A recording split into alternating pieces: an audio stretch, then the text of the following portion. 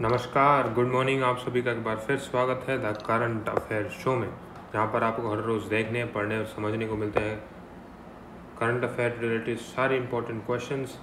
तो अपने 12 जून 2023 के सारे इंपॉर्टेंट क्वेश्चंस को एक बार रिवाइज कर लेते हैं, लिखते हैं, पढ़ लेते हैं उनके डिटेल एनालिसिस के साथ। जो चलते हैं पहले क्वेश्चन की तरफ। Who has appointed as the new chairman of container corporation of India?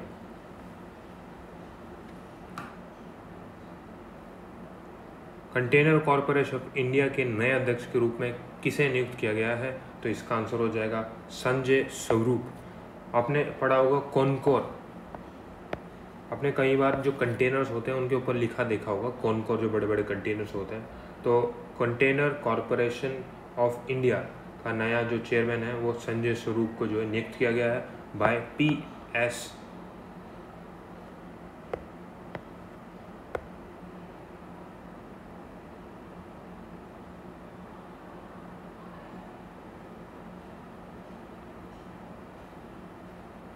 और जैसे कि आपको पता है कि जो जो PSUs होते हैं उनकी रिकमेंडेशन एक पैनल के द्वारा की जाती है।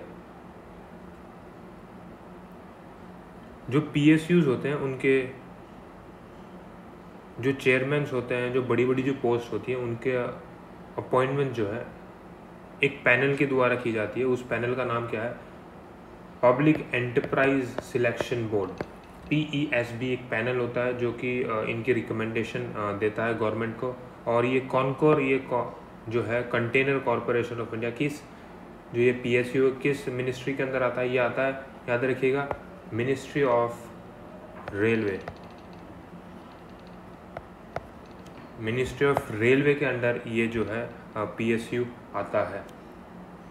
इससे पहले जो ये संजय स्वरूप थे, ये इसी के अंदर इंटरनेशनल मार्केटिंग एंड ऑपरेशन के डायरेक्टर थे। और अब जो है इनको as a new chairman of Concor corporation, Concor की नई जो है जिम्मेदारी दी गई है। इससे पहले जो है ये चेयरमैन थे V कल्याण रामा। याद रखिएगा कि V कल्याण रामा ये जो है इससे पहले इसके चेयरमैन थे। इसी के साथ बढ़ते हैं अपने अगले क्वेश्चन की तरफ। In the Arabian sea cyclone intensified into a very severe cyclone. What is the name of this cyclone?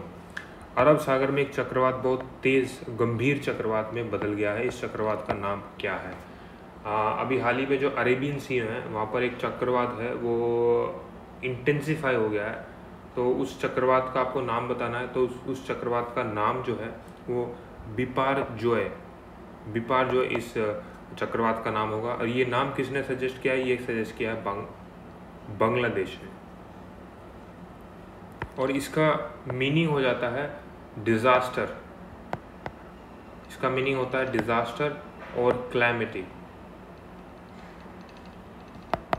ये इसका मीनिंग है।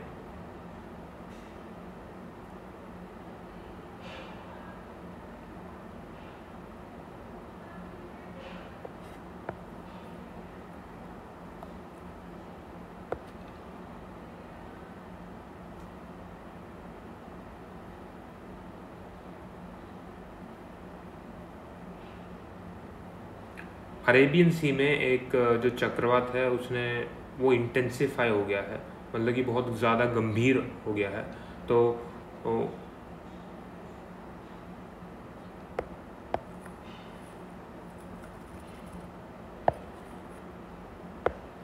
इन the Arabian sea a cyclone intensify into a very severe cyclone. What is the name of this cyclone? Arab Sagar में एक चक्रवात बहुत गंभीर चक्रवात में बदल गया है। इस चक्रवात का नाम क्या है? तो इस चक्रवात का नाम आपको बताना है। इस चक्रवात का नाम है बिपारजोय। ये जो अरेबियन सी में एक चक्रवात है वो बहुत ज़्यादा अब इंटेंसिफाई हो गया है। तो उस चक्रवात का नाम जो है बिपारजोय रखा गया है। और वो किसने सजेस्ट किया है? वो सजेस्ट किया है बांग्लादेश ने। और बंगाली में इसका जो है हिंदी अनुवाद करें तो बंगाली में इसका मतलब होता है डिज़ास्टर या क्लैमिटी।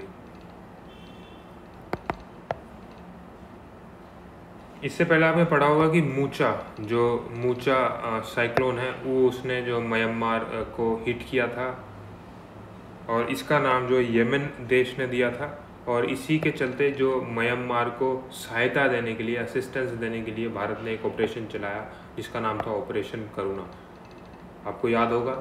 तो ये ऑपरेशन करुणा भारत ने चलाया था। जो कोस्टल एरियाज़ हैं म्यांमार के, जो हिट हुए हैं, बैडली हिट हुए थे, वहाँ पर ये ऑपरेशन चलाया गया था।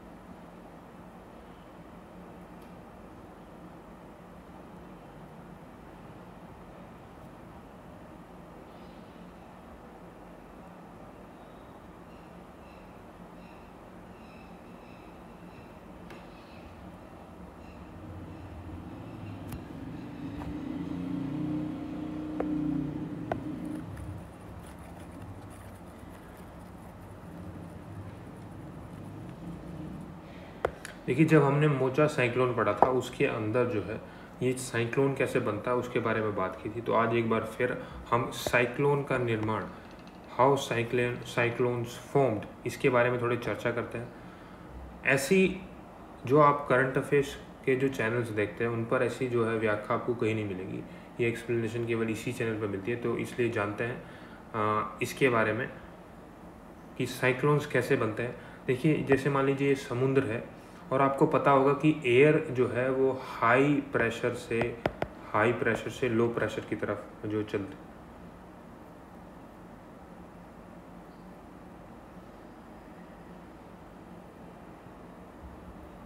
हवा जो है या एयर जो है हाई प्रेशर से लो प्रेशर की तरफ चलती है। ये ध्यान रखिए, लो प्रेशर है।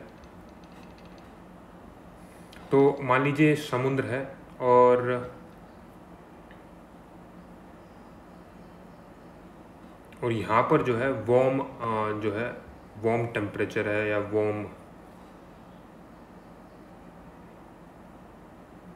ये वार्म एरिया है। मान लीजिए ये समुद्र का वार्म एरिया है। जब वार्म एयर होगा तो ये जो एयर होंगी ये मॉइस्ट होंगी और ये ऊपर की तरफ उठेंगी।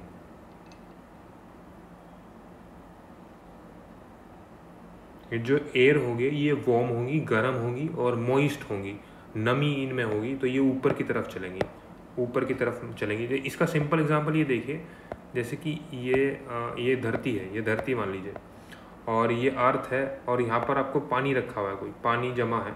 तो जो ये सनलाइट होगी ये इसको गर्म करेंगी, जो एयर होगा, और ये ऊपर की तरफ चलेगी। इसके बाद ऊपर की तरफ चलेंगी, ये ऊपर की तरफ बढ़ेंगी। तो ऐसे ही जो यहाँ पर जो इस एरिया जो ये एरिया होगा, यहाँ की जो एयर होंगी वो ऊपर की तरफ चलेंगी, तो इनमें नमी भी होगी और यहाँ पर इसीलिए ये क्लाउड फॉर्मेशन इससे होगा। और अब ये खाली हो गया तो यहाँ पर लो प्रेशर एरिया बनेगा। जब ये एयर यहाँ से हट कर ऊपर चली जाएंगी तो यहाँ पर लो प्रेशर एरिया बनेगा और आसपास की जो हाई प्रेशर एयर होगी, जो मॉइस्ट या फिर जो बोल लीजिए कोल्ड एयर होगी, वो इसकी अपनी ये इस जगह पर आ जाएंगी। अब इस जगह का आने के बाद फिर जो ये एयर है वो मॉइस्ट होगी और वार्म हो जाएगी, तो फिर ऊपर की तरफ चलेगी। ये प्रोसेस चलता रहेगा और इसी के साथ आप देखते हैं ऊपर जो है बादल का निर्माण जो है बहुत इंटेंसिफाई रूप में होगा। और ये जब प्रोसेस इतनी तेज़ी से चलता रहेगा, तेज़ी से चलता रहेगा, उसी के साथ ये एक साइक्लोन का रूप ले लेता है और बीच में जो होता है उसको बोलते हैं हम आई ऑफ द साइक्लोन। ये जो आई होगा ये ऐसे ऐसे चलता रहेगा, ऐसे चलता रहेगा और बीच में जो है ये ऊपर चलती रहेगी एयर, वार्म मॉइस्ट एयर ऊपर बढ़ती रहेगी। इसकी जगह कौन सी लेती रहेगी? कोल्ड एयर या फिर हाई प्रेशर जो एयर होती है, वो हाई प्रेशर से लो प्रेशर, ये मान लीजिए यहाँ हाई प्रेशर एरिया है, ये लो प्रेशर एरिया है, तो हाई प्रेशर से लो प्रेशर की तरफ हाई, ये एयर, ये कोल्ड एयर है और ये मोस्ट, ये यहाँ पर हॉट एरिया है, यहाँ पर याद रखिएगा। तो ये प्रोसेस चलता रहेगा कंटिन्यूस और बीच में जो है जब ये बन जाएगा साइक्लोन, बीच में जो आई बोलते हैं, इसमें जो आई का जो प्रेशर होता है वो लो प्रेशर होता है।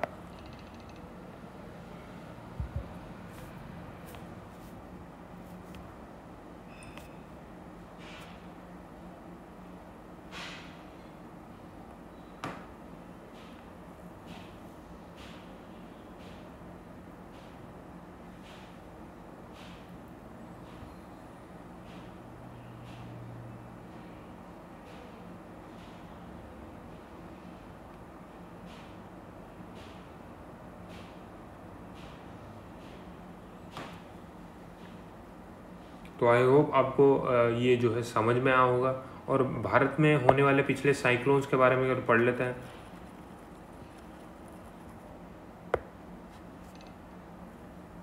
एक था एम्फन साइक्लोन।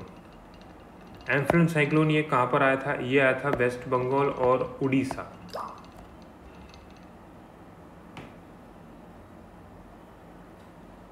एक था निसर्ग साइक्लोन, ये कहाँ पर आया था? ये आया था गोवा एंड महाराष्ट्र। अब तक का सबसे स्ट्रॉन्गेस्ट साइक्लोन भारत में कौन सा आया है? वो आया है भोला साइक्लोन, जो कि 1970 में भारत में आया था। वो उसको माना जाता है कि स्ट्रॉन्गेस्ट साइक्लोन था इंडिया में आने वाला।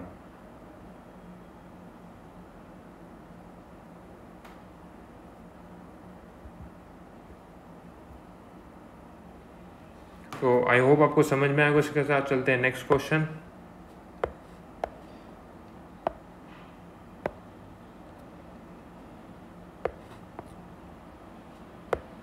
As per the brand finance, which among the following is the most valuable brand of India?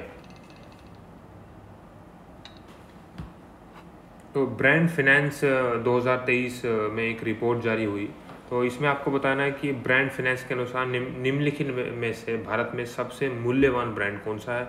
तो इसका आंसर हो जाएगा टाटा ग्रुप। इनकी जो ब्रांड वैल्यू है वो लगभग कितनी आंकी गई है? वो आंकी गई है 26.38 बिलियन। इतनी इनकी ब्रांड वैल्यू जो है वो आंकी गई है।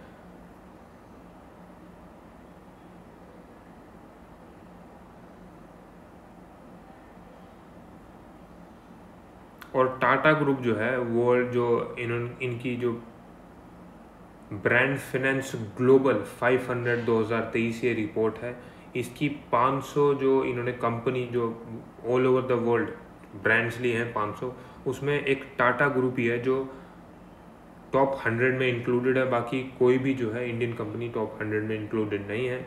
इसी के साथ भारत में तो नंबर 1 पर टाटा ग्रुप आता है। उसके बाद सेकंड पर आ जाता है इन्फोसिस।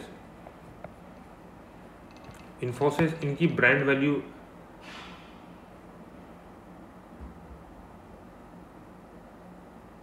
जो 13 मिलियन जो है ये आंकी गई है। और तीसरे नंबर पर आता है LIC, इसकी ब्रांड वैल्यू 9.7 बिलियन डॉलर आंकी गई है। इसी के साथ अगर बैंकिंग सेक्टर की बात करें तो SBI सबसे पहले स्थान पर है भारत में, जिसकी ब्रांड वैल्यू लगभग 7.33 बिलियन आंकी गई है। उसके बाद आता है HDFC एंड ICICI बैंक। इसके साथ चलते हैं नेक्स्ट क्वेश्चन पर। World accreditation day is celebrated on which day?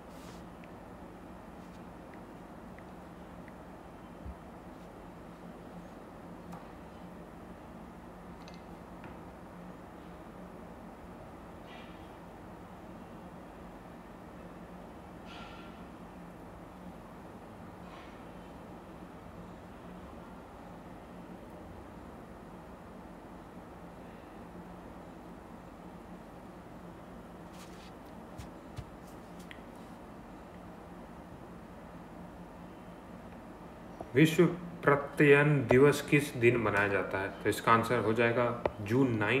हम हर साल जून 9 को वर्ल्ड एक्रीडिएशन डे बनाते हैं। एक्रीडिएशन का मतलब क्या होता है? जो भी कई इंस्टीट्यूशन है या कोई भी संस्था है, वो अपना एक मानक तैयार करे, उस जो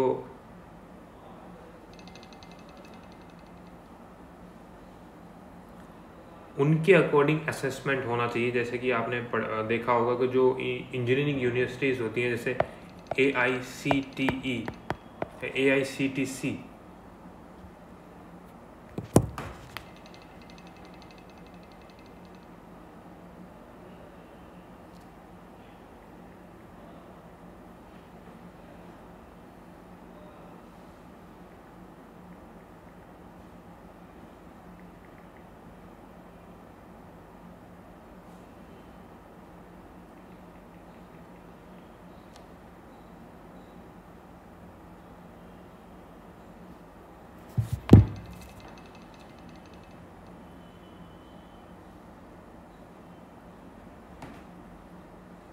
AICTE, इसकी फुल फॉर्म होती है all India council for technical education. ये सुप्रीम एजेंसी है टेक्निकल एजुकेशन के मामले में। तो ये कुछ मानक तैयार करती है। कॉलेज जो इंस्टीट्यूशंस हैं उनके वो कैसे कि इस्टेब्लिश कर सकते हैं, किस मानकों को आपको ध्यान में रखना चाहिए, ये मानक होने चाहिए। तो ये एक्रीडिएशन जो है वो होता है। इसी के साथ हम इसको जो वर्ल्ड एक्रीडिएशन डे है वो हर साल 9 जून को मनाते हैं। और इस बार की थीम हो जाती है एक्रीडिएशन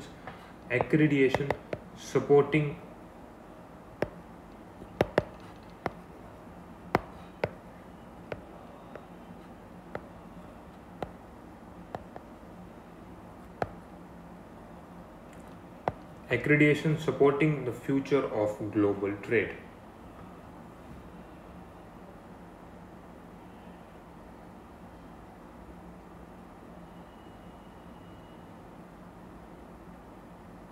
और वर्ल्ड एक्रेडिएशन डे बनाने का जो है इनिशिएटिव किसके द्वारा लिया जाता है? ये लिया जाता है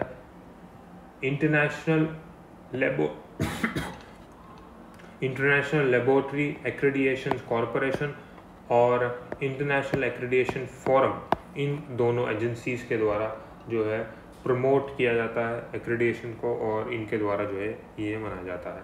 इसी के साथ चलते हैं नेक्स्ट क्वेश्चन की तरफ। When is the world brain tumour day observed? किस दिन हम ब्रेन ट्यूमर डे दिवस मनाया जाता है? तो इसका आंसर हो जाएगा जून 8। हम हर साल 8 जून को जो है world brain tumour day observe देखने को मिलता है। और इस बार की थीम हो जाती है protect yourself, keep away from stress.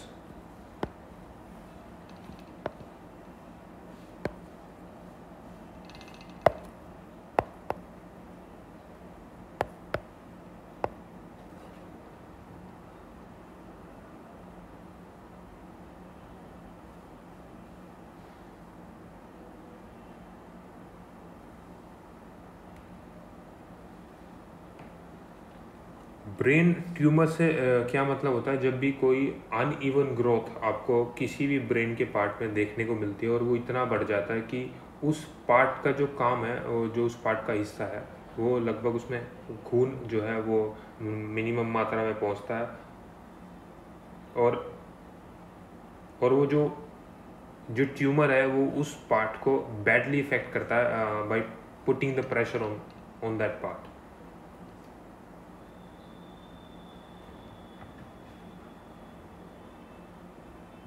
तो इसलिए इसे जागरूकता फैलाने के लिए इस बारे में इसलिए हम जो है world brain tumour day celebrate करते हैं। और इस बार की थीम होगी protect yourself, keep away from stress. याद रखिएगा, इंपॉर्टेंट है।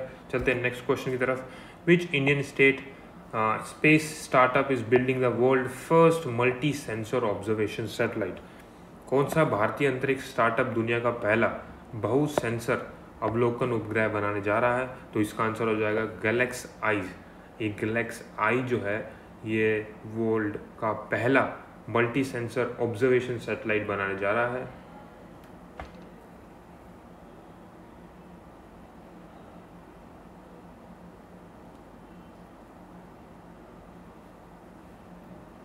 ये एक आईआईटी, याद रखिएगा, आईआईटी मद्रास का एक इंक्यूबेटेड स्पेस टेक स्टार्टअप है गैलेक्स आई।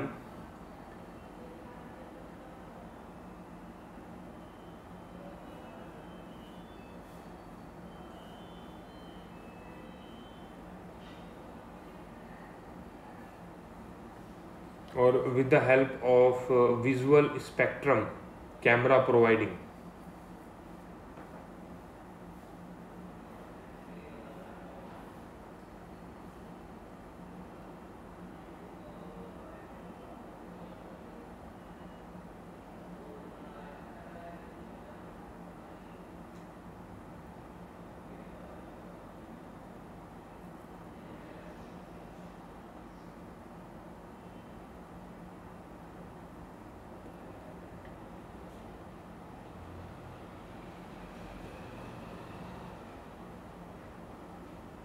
इसी के साथ ये अपना पहला सैटेलाइट जो है वो दृष्टि मिशन, जो इनका पहला जो सैटेलाइट है उसका नाम है दृष्टि मिशन, वो लॉन्च करेंगे अगले साल।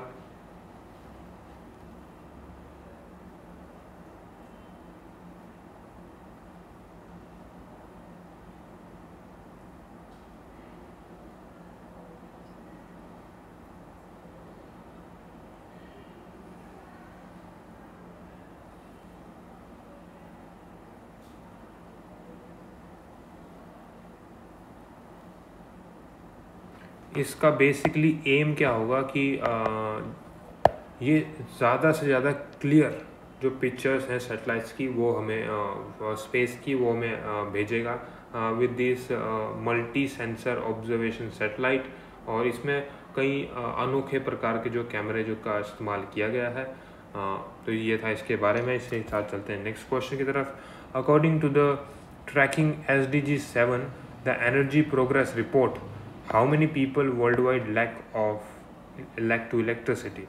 Tracking SDG 7, the energy progress report के अनुसार दुनिया भर में कितने लोगों के पास बिजली की सुविधा नहीं है? तो इसका आंसर हो जाएगा 675 मिलियन। 2.3 बिलियन लोग इस दुनिया में अब भी ऐसे हैं जिनके पास बिजली की मूलभूत सुविधा है, उससे भी वो अभी काफ़ी दूर है। ये कहा गया है SDG 7 the energy progress report के अंदर।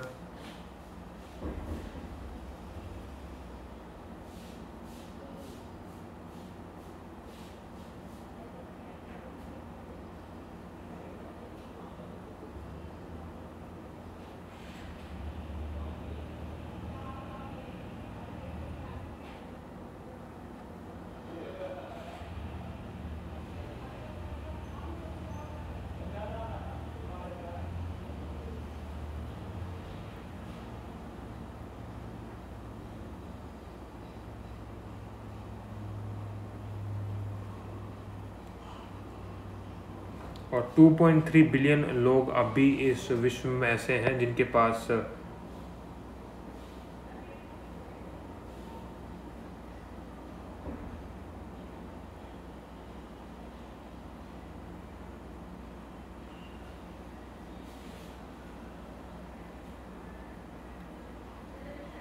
कोई सेफ फ्यूल नहीं है खाना बनाने के लिए। तो अब भी 2.3 बिलियन लोग जो है वो पोल्यूटिंग फ्यूल का इस्तेमाल करते हैं खाना पकाने या बनाने के लिए।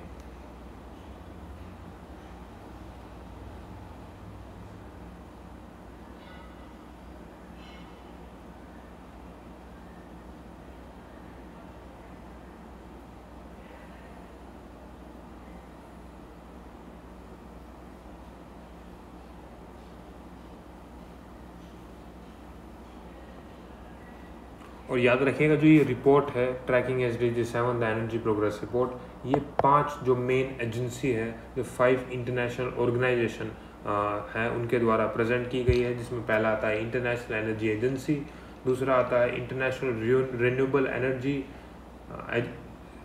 एनर्जी एजेंसी, उसके बाद UN स्टैटिक्स डिवीज़न और वर्ल्ड बैंक एंड WHO के द्वारा ये रिपोर्ट जो है प्रिपेयर या तैयार की गई है।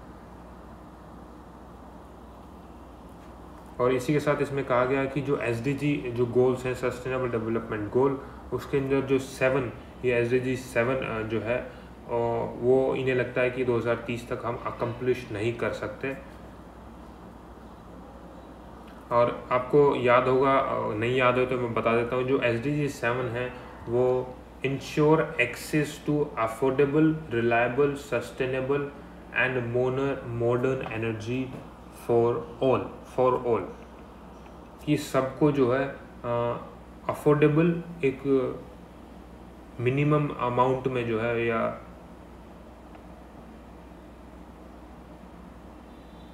सबको जो है एक रिलायबल, अफोर्डेबल और सस्टेनेबल एनर्जी, मॉडर्न एनर्जी जो है मिल सके, वो एक गोल है सस्टेनेबल डेवलपमेंट गोल 7वां। तो इसी के साथ चलते हैं नेक्स्ट क्वेश्चन की तरफ। Which state was ranked in the top in terms of overall environmental performance as per the State of India Environment Report 2023? Bharat के पर्यावरण 2023 के अनुसार समग्र पर्यावरण प्रदर्शन के मामले में किस राज्य को शीर्ष स्थान दिया गया है? तो इसका आंसर हो जाएगा तेलंगाना। एक नॉन प्रॉफिट ऑर्गेनाइजेशन है जो कि centre for science and environment CSE, इसके द्वारा एक एनुअल रिपोर्ट रिलीज की गई और जिसमें तेलंगाना को जो है ओवरऑल पूरे भारत में उसके एनवायरमेंटल परफॉर्मेंस के बेस पर नंबर 1 स्थान दिया गया है।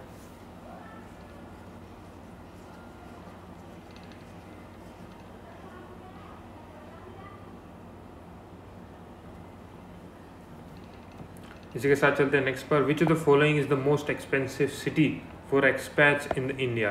निम्नलिखित में से कौन सा भारत में प्रवासियों के लिए सबसे महंगा शहर है?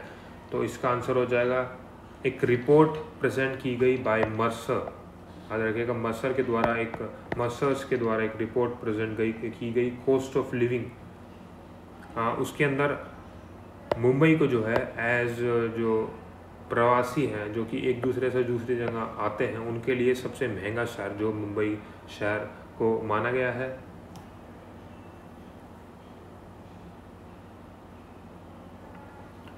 इसी के साथ दिल्ली और उसके बाद आता है बेंगलुरु, ये जो है दूसरे और तीसरे स्थान पर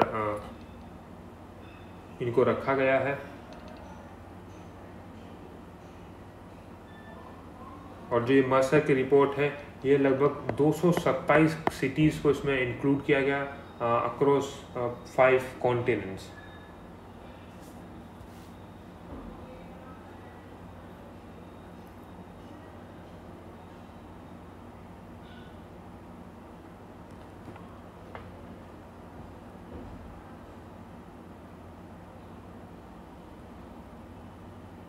इसके साथ अगर बात करें ग्लोबली पूरे वर्ल्ड की अगर बात करें तो उसमें हांगकांग, सिंगापुर और उसके बाद आता है ज़ुरिच, ये जो है 3 सबसे महंगे शहर आके गए हैं फॉर इमिग्रेंट्स, और फॉर ये मान सकते हैं जो प्रवासी होते हैं उनके लिए ये 3 सबसे महंगे शहर जो हैं वो आके गए हैं।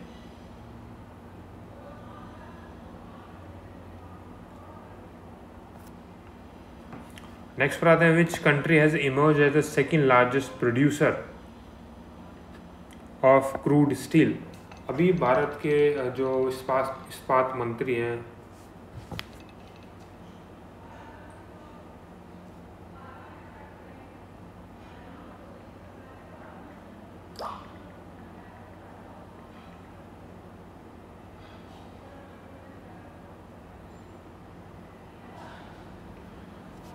ज्योतिरादित्य सिंधिया, उन्होंने कहा है कि भारत जो है वो दूसरे नंबर पर आ गया है इन प्रोड्यूसिंग क्रूड स्टील।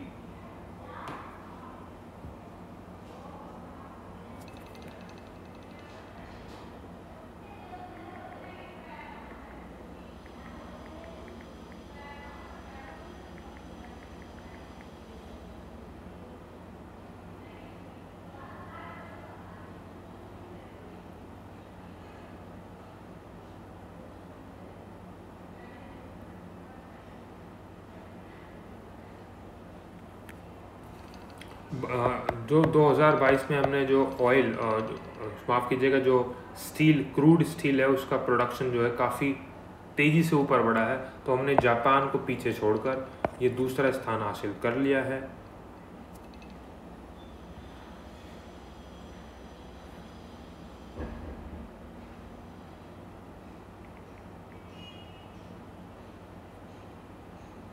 इसी के साथ पहले नंबर की बात करें तो चाइना जो है अब भी पहले नंबर पर बना हुआ है। आपको एक इसके बारे में एक अगर आपको फैक्ट्स या अगर मैं आपको डाटा प्रोवाइड करूं तो आपको हैरानी होगी कि भारत और चाइना के बीच कितना अंतर है। देखिए चाइना जो है एक बार पहले भी हमने वीडियो में डिस्कस किया था कि चाइना जो है 1034.7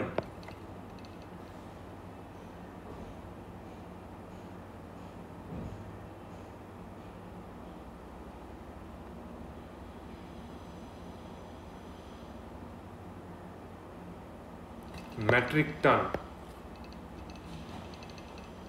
इतना क्रूड स्टील प्रोड्यूस करता है, और दूसरे नंबर पर जो भारत आता है वो उसका 118.2 मैट्रिक टन। तो आप देख सकते हैं कितना अंतर हमारे और लगभग 10 गुना के लगभग जो है या 9 गुना के लगभग ये अंतर है।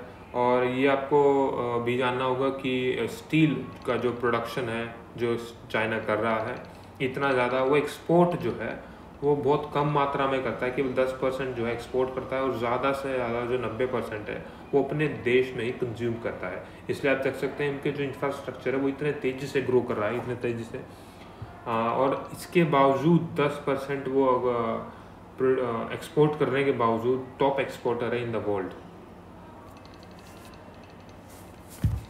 लेकिन कुछ भी कहे हम दूसरे नंबर पर आ गए हैं, तो ये भारत के लिए गौरव गौरवान्वित करने का एक क्षण है और हम ये उम्मीद करते हैं कि ऐसे ही जो भारत है वो तरक्की करता रहे और आगे जो है वो बढ़ते रहें हम। इसी के साथ इस वीडियो को के लेक्चर को यहीं पर हम समाप्त करते हैं और ये आशा करते हैं कि आप जो है तंदुरुस्त होंगे, खुश होंगे और तैयारी जो है मजबूती के साथ कर रहे होंगे, अपने लक्ष्य की तरफ आंख गड़ाए हुए सीधा बढ़े चले जा रहे होंगे और हम उम्मीद करते हैं कि आपको एक दिन सक्सेस ज़रूर मिलेगी। आपकी ड्रीम जो जॉब है या उसको आप ज़रूर हासिल करेंगे। इसी के साथ अपना ध्यान रखिए, हमेशा खुश रहिए, स्ट्रेस फ्री रहिए और अगर चैनल पर नए हैं तो प्लीज़ सब्सक्राइब कीजिए। वीडियो को पूरा देखिए, इन्फॉर्मेटिव है, कुछ नया सीखने को ज़रूर मिलेगा। इसी के साथ जय हिंद, जय भारत।